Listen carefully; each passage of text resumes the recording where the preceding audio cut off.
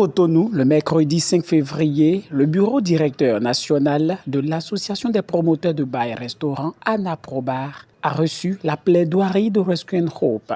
Elle vise à bonifier les conditions de travail des serveuses de bar.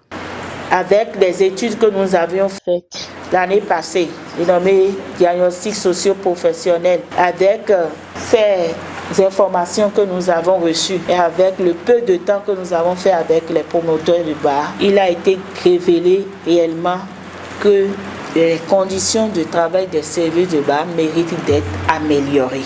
Alors, est-ce que le bureau d'ANAPROBAR est-il vraiment d'accord avec nous sur ce défi révélé par tous?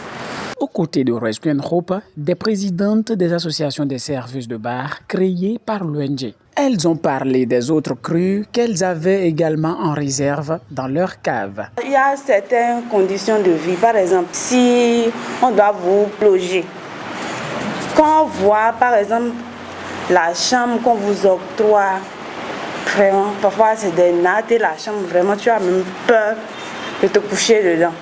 Il y a cet aspect-là.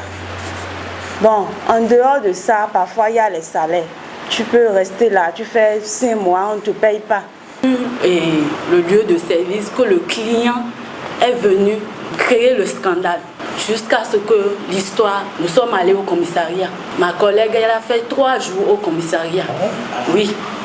Et l'autre chose, pour travailler dans les bars, il y a de ces promoteurs qui disent que eux, ils ont la force dans le bureau.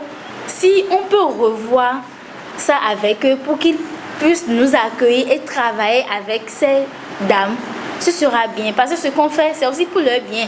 Ces réactions ont suscité surprise et clarification au sein du bureau national ANAPROBAR. Souvent, on ne trouve même pas les promoteurs dans les bars. Ils sont déjà ailleurs et c'est les gérants qui gèrent tout ça là. Mais lorsque vous allez comme ça, voir des choses comme ça, vous interpellez le promoteur, c'est une honte pour vous de l'entendre dire que moi, je ne suis même pas là. Tu n'es pas la ferme. Oui. Mais vous avez espoir à travers l'ONG. Si ça ne marche pas, accourez vers l'ONG pour poser votre problème. Ils vont vous aider à régler ces problèmes-là. Au niveau de la violence, effectivement, le harcèlement, le viol, parfois il y a ce qu'on appelle le proxénétisme. On se sert de vous pour vous vendre, pour vendre votre affaire. Est-ce que c'est normal? Parce que vous, là, on travaille pour vous, parce que nous-mêmes, nous avons des enfants. L'éducation que nous donnons à nos enfants, là, quand nous sortons, nous voyons autre que ce que nous donnons à la maison. Est-ce que c'est normal? Moi, je ne peux pas recruter une fille qui n'a aucune éducation. Au moins quelque chose comme éducation. Là, je pourrais quand même l'aider. Vous voyez, non? Vous-même, vous ne nous aidez pas.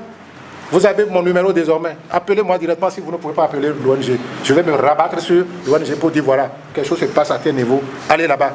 Entre autres décisions, on a dit qu'il faut que le cadre de travail soit sain.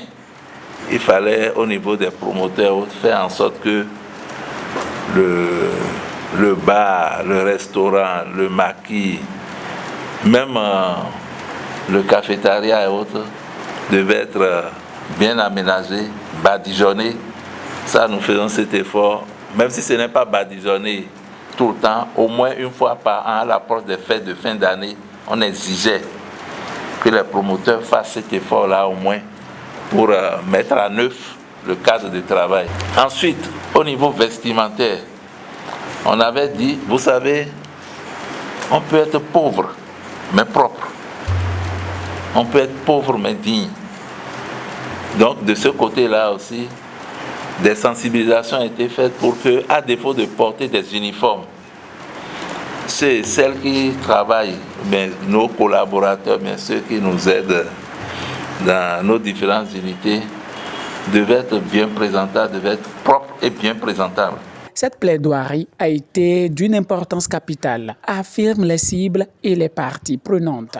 Je crois que vous dégagez une énergie assez positive. Je suis assez sincère. Mais c'est vrai. De la discussion, j'ai eu la lumière. Oui. C'est pourquoi je parlais d'énergie positive. Ah, oui. On a dit, cet échange-là, on a reçu. On a donné, on a reçu. Et c'est ça qui fait l'équilibre. Il est question d'échanger. Et c'est en cela que je voudrais d'abord remercier la présidente et ses collaborateurs pour tout le travail que vous faites sur le terrain. histoire d'améliorer les conditions de vie, de travail et aussi les violences faites sur le genre. C'est louable ce que vous faites. Anna Probar s'accorde avec Rescue and Hope pour corriger les injustices sociales et violences faites à l'égard des SBR. Cette démarche de rescue vient nourrir d'oxygène ce secteur d'activité où les serveuses sont presque asphyxiées de violence.